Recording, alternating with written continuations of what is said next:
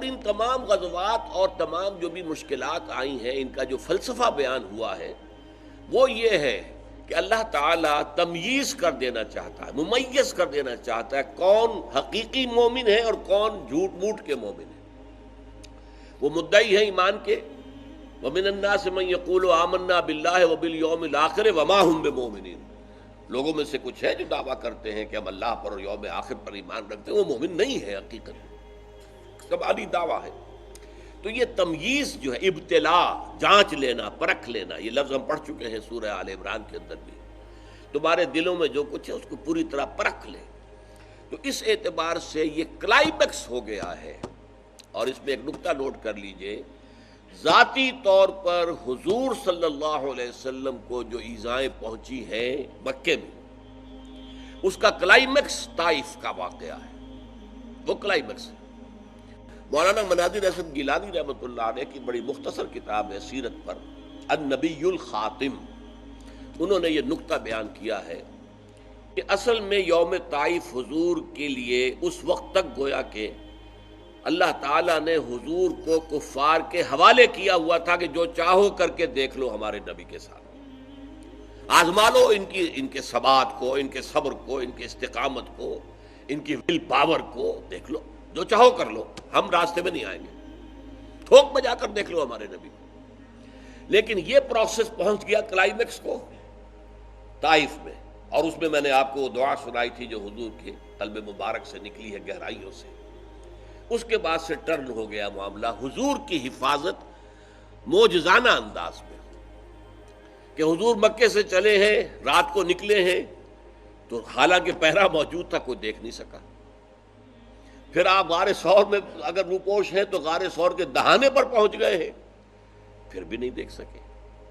پھر جب سراقہ جو ہے وہ آ گیا ہے آپ کے قریب پکڑنے کے لیے، تو اس کے گھوڑے کے پاؤں دھس گئے، دوبارہ نکل کر کسی طریقے سے آ گیا، پھر دھس گئے، تو پھر آ کے معافی مانگی، ایمان لے آیا۔ تو یہ جو معجزانہ تحفظ تھا حضور کا، یہ در حقیقت غزوہ طائف کے جو حالات تھے اس کے بعد ہوا۔ یہی معاملہ مجموعی طور پر ہوا ہے مسلمانوں کی جماعت کے ساتھ، اور کلائمیکس جو ہے اس کا وہ غزوہ احزاب ہے۔ سچویشن ایسی ہو گئی تھی کہ گویا کہ خاتمہ نظر آ رہا تھا، کہ جیسے ایک چراغ ہے صحرا کے اندر وہ جل رہا ہے، اور تین طرف سے آندھیاں آ گئی ہیں اس کو بجھانے کے لیے، مشرق سے، مغرب سے اور شمال سے۔ بس خالص جنوب کا جو علاقہ تھا مدینے کے، جہاں وہ ہر رات تھے، وہ کھلا ہوا تھا، باقی تین طرف سے گھیراؤ تھا سخت، اور سب رست بند ہے، کچھ نہیں آ سکتی، باغات تک رسائی نہیں ہے کہ وہاں سے کچھ پھل لا سکے۔ پھر خطرہ ہو گیا کہ بنو قریظہ جو واحد قبیلہ رہ گیا تھا، خطرہ ہی کیا ہو گیا، واقعہ ہو گیا، ان کا عہد و پیمان ہو گیا تھا کہ ٹھیک ہے جب جنگ کرو گے ہم تمہارے ساتھ آئیں گے، ہم پیچھے سے ان پر، وہ یعنی جنوب کی جانب سے ہم حملہ کر دیں گے، کیونکہ ان کی گڑھی جو تھی یا ان کا گڑھ جو تھا قلعہ، وہ جنوب کی جانب تھا، مسجد قباء کے پاس تھا۔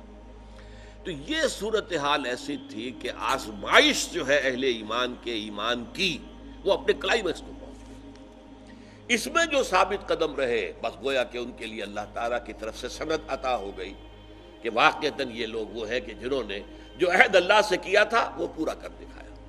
لیکن اس صورتحال میں منافقین کا جو نفاق دل میں چھپا ہوا تھا وہ ان کی زبانوں پر آ گیا، یعنی جو اصل مقصد تھا وہ حاصل ہو گیا، سفٹنگ ہو گئی، تمہیز اسی کو کہتے ہیں۔ جماعت مسلمین جو تھی اس وقت، جس میں منافق بھی تھے اور مومنین بھی تھے، ان کی سفٹنگ ہو گئی، ان کی تمحیص ہو گئی، چھان پھٹک ہو گئی، یہ منافق ہے، یہ مومن ہے، اور یہی در حقیقت ابتلاء اور آزمائش کا مقصد ہوتا ہے۔ اس کے بعد ہوا کیا؟ وہ حضرت سلمان فارسی رضی اللہ تعالی عنہ کے مشورے پر، جدھر سے حملے کا اندیشہ تھا، خندق کھود لی گئی، اور یہ کہ خندق کے پار اب وہ آ نہیں سکتے، ڈیرہ ڈال کے وہاں پہ بیٹھے ہوئے ہیں۔ وہ صرف ایک شخص تھا، اور وہ عجیب انسان تھا، 90 برس کی عمر تھی، عمرو ابن عبد ود۔ ود جو ہے یہ بھی پرانے زمانے کے دیوتاؤں میں سے، عبد ود، ود کا بندہ اور غلام، عبداللہ کی بجائے اور عبد الرحمن کی بجائے۔ 90 برس کا، نہایت قوی ہیکل، بہت شجاع، لڑاکا، جنگجو۔ اس نے جو ہے گھوڑا تیز دوڑایا اور ایڑ لگائی اور خندق کو پار کر کے مسلمانوں کی طرف آ گیا۔ ورنہ عام حالات میں کیا ہو رہا ہے، ادھر سے تیر چل رہے ہیں، ادھر سے تیر چل رہے ہیں، بس۔ اس نے آ کر مبارزت طلب کی کہ ہے مسلمانوں تم میں سے کوئی جو مجھ سے مقابلہ کرے. حضرت علی نکل کر آئے، وہ ہنسا. حضرت علی کوئی طویل القامت انسان نہیں تھے، بلکہ عام معیار سے کم تھا قد ان کا. ہنسا. پھر یہ کہ ابھی تقریباً 30 کے آس پاس تھے، 30 سال کی عمر. تو اس نے کہا دیکھو بھائی، میرا ایک دستور ہے، قاعدہ ہے کہ میں جب بھی کسی سے جنگ کرتا ہوں تو اسے پہلے میں 3 خواہشات کا موقع دیتا ہوں. اپنی 3 خواہشیں پیش کرو، تو ان میں سے کوئی ایک